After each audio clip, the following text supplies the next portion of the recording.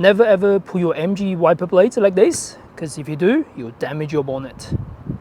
Hey guys, this is Jerry, welcome to the channel. Today I'll show you how to set your wiper blades on your MG4 vehicle into the service position.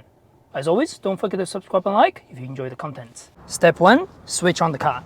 As simple as it sounds, just make sure you switch on the vehicle. Doesn't matter if you have foot on the brake or not, just make sure the screen is switched on. Step 2, go to the vehicle setting over here. Go to safety, go to power off. Basically turn off the vehicle inside the vehicle.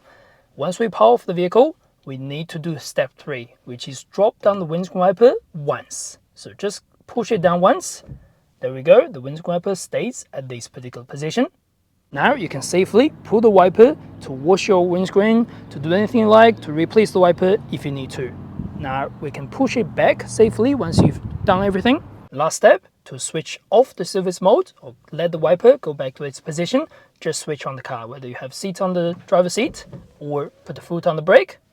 Once the vehicle is switched on, everything goes to its original. If you found this video helpful, don't forget to subscribe and like down below. As always, I'll see you in the next video. Thanks for watching.